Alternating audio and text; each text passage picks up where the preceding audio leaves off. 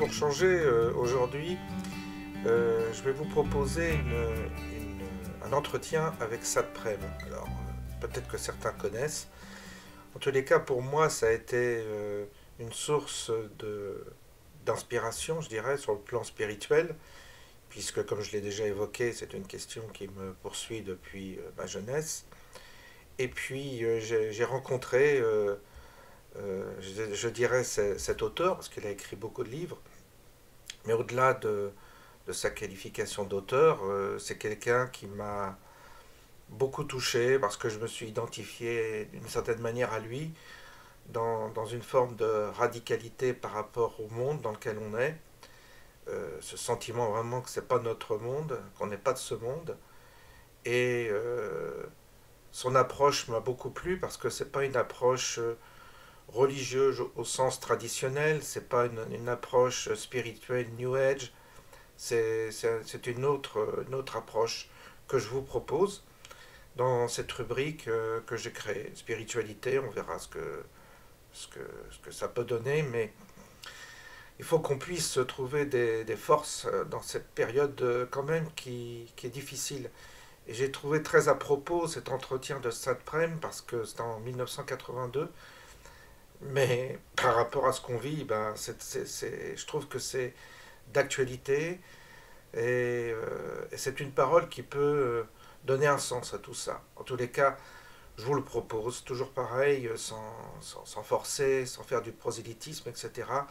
C'est juste pour donner un support autre que ceux que j'ai donné, que j'ai mis sur mes vidéos, qui est parfois un peu... On aborde des thèmes, des thématiques qui sont un peu anxiogènes, et c'est pas non plus très porteur, ce sentiment d'anxiété. On va pas vivre que toujours dans l'anxiété, pardon. Donc il faut trouver des éléments qui nous aident, qui nous permettent de réfléchir et puis de méditer sur tout ce qui se passe actuellement. Donc voilà, vous écouterez Sad Prem, peut-être pour certains pour la première fois, et puis après on verra ce qui est possible de proposer, et puis peut-être que certains d'entre vous feront également des propositions. Alors à bientôt, bonne journée.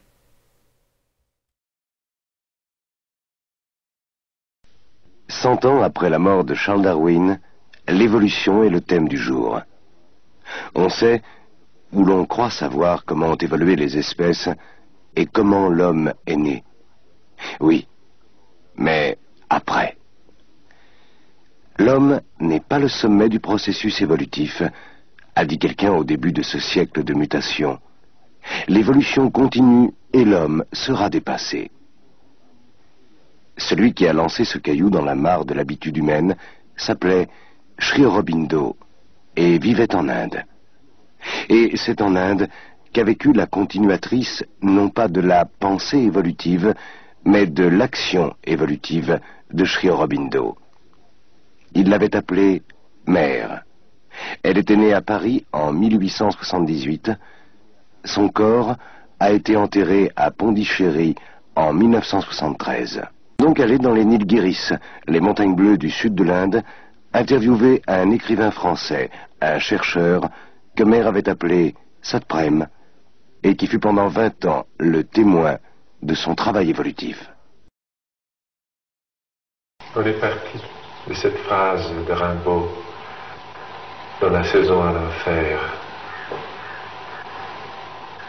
Il décrit l'enfer que nous sommes en train de vivre, vraiment, avec une centaine d'années à l'avance. Alors on est dans l'enfer, partout. Et il dit, et pourtant, c'est la veille. Et à l'aurore, armée d'une ardente patience, nous entrerons aux splendides villes. Oui. Seulement, n'est-ce pas, l'enfer de Rimbaud, c'était encore très psychologique. Maintenant, c'est un enfer physique. En ce moment, on fusille à Téhéran, n'est-ce pas? Partout, c'est la barbarie sous une forme ou une autre. Ça devient très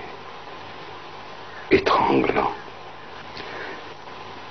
Parce que il faut que les hommes soient devant une réalité physique un peu terrible pour changer de conscience. C'est ça dont il s'agit. On n'est pas dans une crise morale, on n'est pas dans une crise politique, financière, religieuse, on n'est dans rien de tout ça. On est dans une crise évolutive.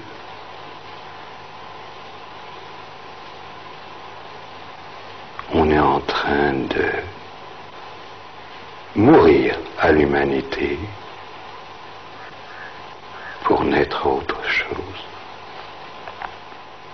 Alors tout est cassé, partout. Tout est horrible, partout. Même dans les splendides cités américaines si confortables, la même barbarie, partout. Et il faut qu'on arrive au moment